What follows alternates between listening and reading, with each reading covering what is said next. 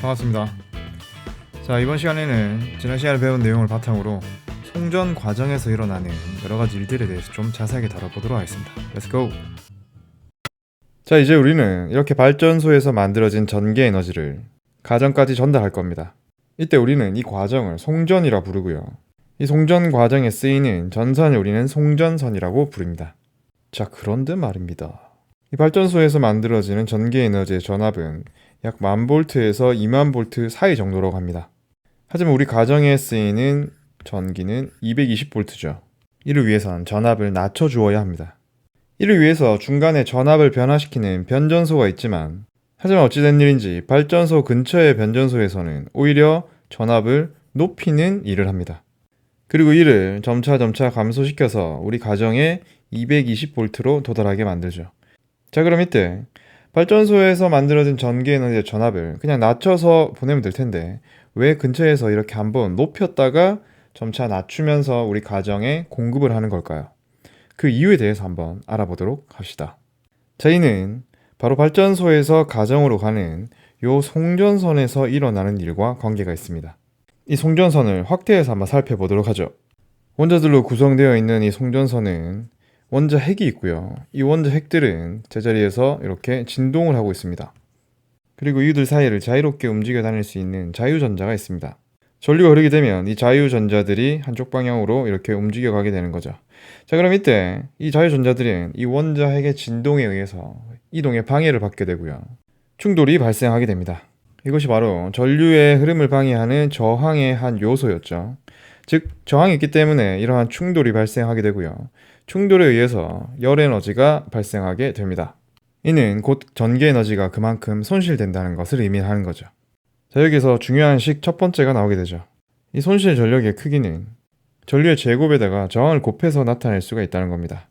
즉, 전류의 제곱이 붙어있기 때문에 전류가 더 큰 영향을 미치겠죠.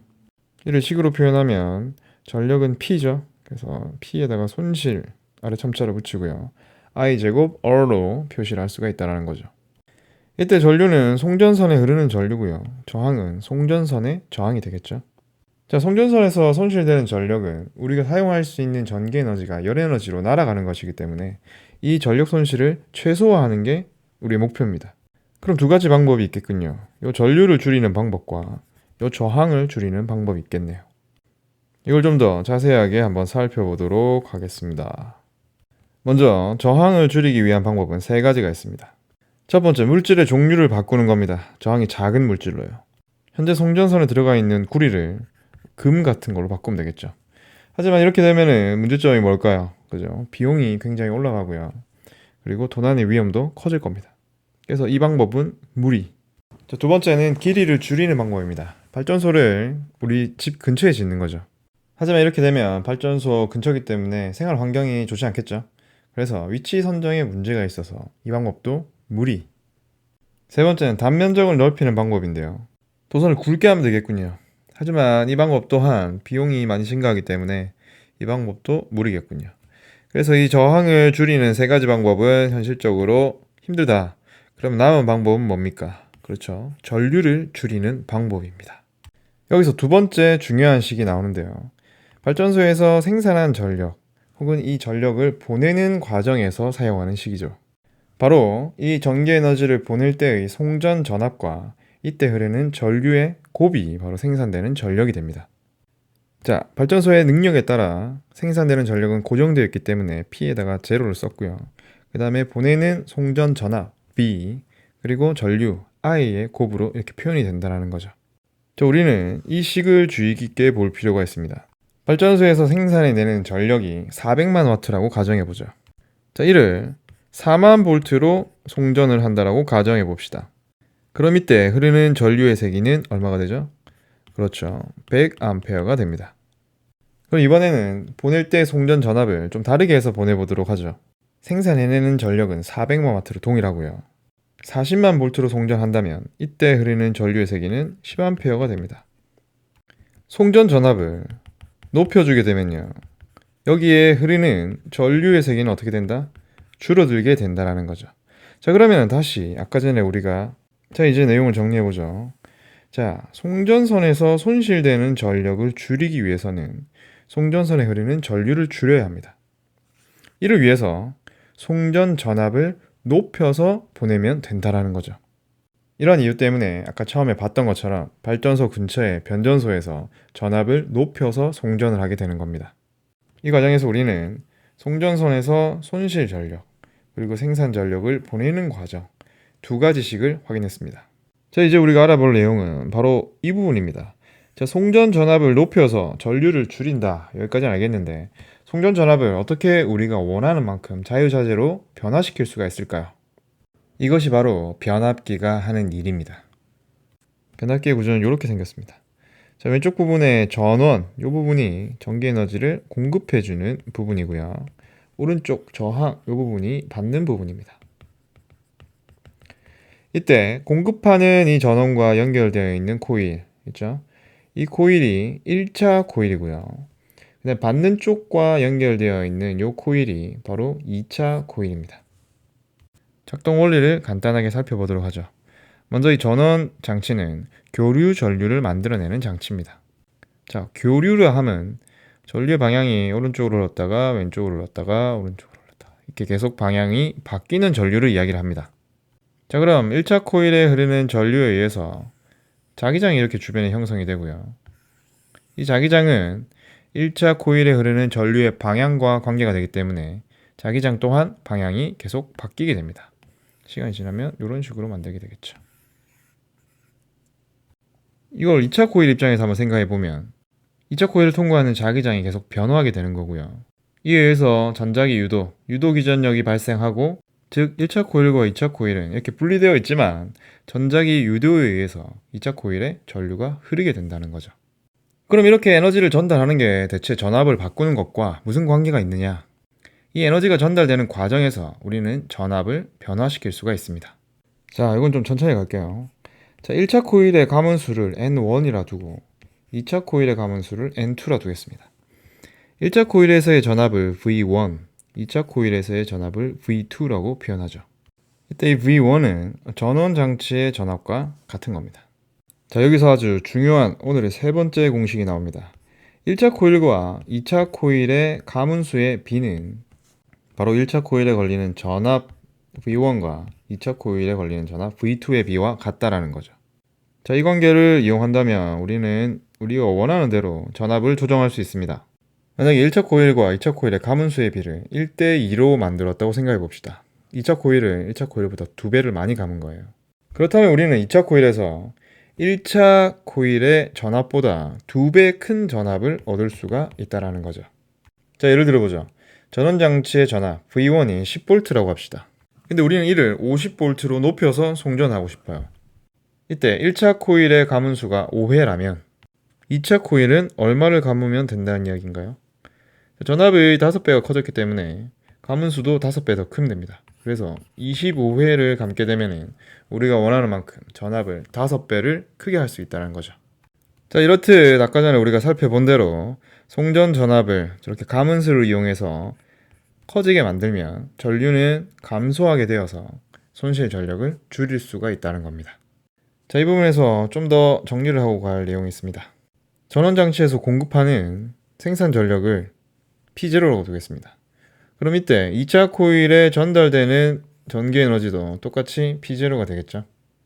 그리고 이때 1차 코일에 흐르는 전류를 I1이라고 두고요.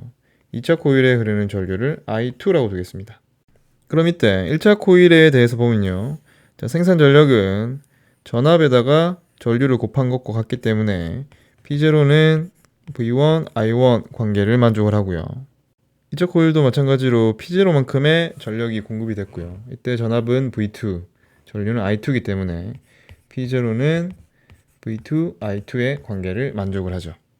이 두 식의 좌변이 같기 때문에 우변도 같겠죠. 그래서 V1, I1은 V2, I2의 관계를 만족을 합니다. 즉 V1이 10V일 때 가문수를 조정해 전압을 5배를 늘렸다면 이때 1차 코일에 흐르는 전류가 1A라면 2차 코일에 흐르는 전류는 얼마다? 바로 5분의 1A가 되고요. 자, 이렇듯 전압을 가문수를 조정해서 5배를 늘리게 되면 전류는 5분의 1로 줄어들게 된다는 거죠. 이게 바로 변압기의 중요한 역할이었습니다. 자, 그러면은 활동지에 있는 연수 문제를 같이 한번 풀어볼까요? 자, 발전소에서 생산되는 전력은 400만 와트라고 고정이 되어 있습니다. 근데 발전소에서 생산되는 전압은 1만 볼트의 전압으로 생성을 한다라고 하는군요. 자, 우리는 이를 이용해서 발전소에 흐르는 전류도 구할 수 있습니다. 요식을 사용하시면 되죠. 생산 전력 400만 와트고요. 전압은 1만 볼트입니다. 그럼 이때 흐르는 전류 I는 얼마죠? 네, 400암페어가 되겠군요. 자, 이거는 발전소에서 전기를 생산할 때 흐르는 전류입니다. 자, 이게 아직 송전선으로 흐르는 건 아니에요. 자, 이제 찐 문제는 이겁니다. 자, 이를 이제 40만 볼트로 송전을 한다라고 하는군요. 그럼 이때 변압기를 통해서 전달되는 에너지는 400만 와트로 똑같고요. 이제 이때 송전선에 흐르는 전류를 구해야 되겠군요. 자, 요식을 똑같이 활용하시면 됩니다. 자, 400만 와트고요. 전압은 40만 볼트군요.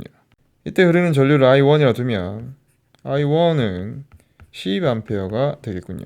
그죠? 이게 바로 1단계입니다. 송전선에 흐르는 전류 구하기. 그럼 2단계는 뭐냐? 이번에는 손실 전력을 구하는 겁니다. 손실 전력은 전류의 제곱에다가 저항값을 곱해서 구하죠. 자, 그럼 함께 구해봅시다. 이때 손실 전력을 P1이라고 문제에서 이야기를 했고요. 흐르는 전류는 10A의 제곱이 될 거고요. 저항은 문제에 20ohm이라고 나와 있습니다. 그럼 이때 손실 전력은 2000W가 된다는 걸 알 수가 있겠군요. 그래서 1단계에서 요식을 사용해서 전류를 구하고요. 그 다음에 2단계에서 요식을 사용해서 손실 전력을 계산하시면 됩니다. 쉽죠? 자, 이번에는 이 녀석을 40만이 아니라 4만 볼트로 송전해서 보낸다고 가정해보죠. 자, 이를 V2라고 두겠습니다. 자, 그럼 P0는 똑같이 400만 와트고요. 이 식을 활용한다면 400만 와트는 4만 볼트 곱하기 전류 I2가 되겠네요. 자, 그럼 송전선에 흐르는 전류는 100암페어겠죠. 자, 이를 노란색 식에 대입을 하면요. 얘는 P2가 되고 전류의 100의 제곱 곱하기 저항 20 해서 20에다가 공이 4개니까 20만 와트가 되겠군요. 자, 이 둘을 한번 비교해 볼까요? 송전 전압이 40만일 때와 4만일 때, 즉 전압이 줄어들었더니 손실 전력이 더 커진다는 거 확인할 수가 있고요. 전압이 10분의 1로 줄어들었더니 전류는 10배로 커졌다. 이거 확인할 수 있고요. 전류가 10배로 커졌더니 손실 전력은 10배의 제곱인 10,000배가 커진다는 걸 알 수가 있죠. 자, 그리고 전압을 1만 볼트에서 지금 문제에서는 40만 볼트로 바꾼 경우와 1만에서 4만 볼트로 바꾼 경우 두 가지 경우의 가문수의 비를 알아보자면 이 녀석은 1대 얼마가 돼야 되죠? 40배니까 40이 돼야 될 거고요. 오른쪽 경우는 4배이기 때문에 1대 4가 되겠죠. 만약 400만 볼트로 송전하고 싶다면 어떻게 하면 되죠? 그렇죠. 가문수의 비를 1대 400이 되게 하면 되겠죠. 그럼 전압을 엄청나게 높여가지고 그죠? 무한대로 높여가지고 전류를 엄청나게 줄이면 전력 손실을 거의 없앨 수도 있겠군요. 하지만 그만큼 위험성도 있습니다. 송전선도 지상 높이 이렇게 만들어야 되고 철탑도 엄청 키가 높고 튼튼한 것을 사용해야 되기 때문에 한계가 있는 것이죠. 자, 여기까지 송전에 관한 내용 다뤘고요. 영상이 좀 길군요. 지금 다들 잠들어 있겠지만 괜찮습니다. 나눠서 보면 되거든요. 질문이 있다면 언제든지 쌤한테 연락 주시기 바랍니다. 수고했습니다.